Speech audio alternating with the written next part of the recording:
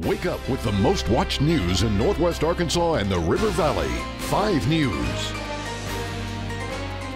It is 6 o'clock here on this Tuesday morning. The former assistant football coach at Penn State talks about the accusations alleging he abused several boys.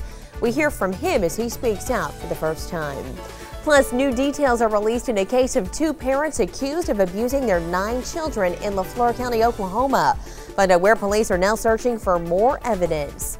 All this as you start off this Tuesday morning. It is November 15th. Great to see you as we start off this day. A rainy morning for many of us. I'm Ashley Beck. And I'm Jason Adams. We are tracking the showers and thunderstorms, especially in the River Valley this morning. We were talking about this yesterday, this front moving in, providing overnight rains and then some more rains this afternoon. And that's certainly the case out there. Here's what you're waking up to in Fort Smith. At least we're looking at the heaviest of the rainfall here in Northwest Arkansas. The early morning rain has already begun to dissipate, so we're looking at just mostly cloudy skies with a little bit of light drizzle across our area. So looking at the radar, here's where it's the heaviest this morning along the Interstate 40 corridor. We're tracking some showers with embedded lightning. None of these are severe. That's the good news. And with rainfall totals accumulating up to about an inch or so in Fort Smith Van Buren, we're not looking at a flooding scenario across our region at this point. So yellows indicate where the heaviest is, and we're looking at a little bit of lightning over towards the Kyoto and Callington area. It's been heaviest actually in the eastern River Valley over us this morning in Clarksville, now over London and Russellville and Dardanelle. These are the areas seeing the heaviest. We've got some scattered showers from Paris through Ratcliffe, Charleston, Lavaca into Mulberry and Alma this morning.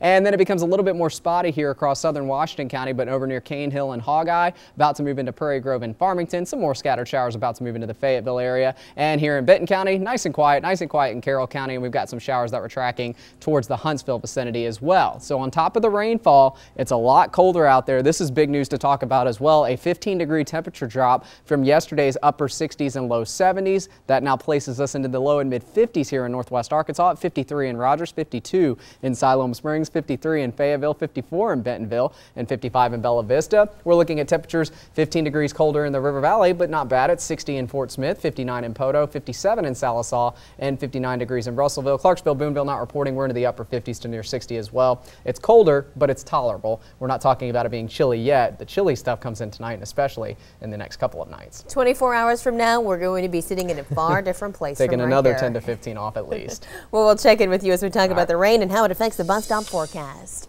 New as you're waking up this Tuesday morning, the former Penn State assistant football coach accused of sexually abusing a series of boys is speaking out on national TV. We do warn you, some of the things you're about to hear this morning are sexual in nature. Greg Black has that and other developments. Former Penn State coach Jerry Sandusky says he is not a pedophile. Sandusky spoke with Bob Costas in a phone interview on NBC's Rock Center with Brian Williams. Sandusky says he's innocent, although some details in the grand jury report against him are accurate. Well, I could say that, I have done some of those things. I have horsed around with kids. I have showered after workouts. I have hugged them, and I have touched their leg without intent of sexual contact. Sandusky's attorney told CNN the admission does not mean his client is guilty of sexual assault. Jocks do that. I mean, they kid around, they horse around. That's a far different thing than saying he got showers with kids than saying that he committed these other acts, which the prosecution has alleged he did. Also Monday, the board of Second Mile, the charity that Sandusky founded, announced its longtime CEO, Jack Rakovich, has resigned. The grand jury report claims Sandusky got to know his alleged victims through the group. The interim director says the organization will work hard to weather this storm. Right now, I think it would be unrealistic for me to say that it's not going to be a tough challenge. I'm Greg Black, 5 News. In that NBC interview, Sandusky was asked if then head football coach Joe Paterno had ever spoken to him about his behavior or expressed disapproval. Sandusky simply responded with no. The Big Ten has taken altitude coach Joe Paterno's name off the trophy it will award on December 3rd. It will now be called the Stag Championship Trophy. And President Obama's health care law is headed to the Supreme Court. The justices will decide if the mandate requiring Americans to buy health insurance or face a penalty is constitutional. The White House says they are confident the Supreme Court will uphold the law. A decision is expected in June. Occupy Wall Street protesters have been ordered to leave Zuccotti Park, their longtime encampment in lower Manhattan. but they have been told they can return once it's all been cleaned up. This all happening early this morning when police handed out notices saying the park had to be cleared because it had become unsanitary and hazardous. Protesters were told they could return, but without sleeping bags, tarps, or tents. The ex-girlfriend of a man accused in 2 murders took the stand in a Benton County courtroom. Published reports show Susan Martin told jurors she knew of Winters and her half-brother Nicholas Johansson's plot to kill Christina and Louise Bishop. Both men are charged with robbing and killing the Bishops, a mom and daughter. During testimony, Martin became upset and tried to leave the courtroom. One of Winters' attorneys brought up the issue of Martin's competency to testify and may ask for a mistrial. We'll continue to watch this for you. It is now 6:05.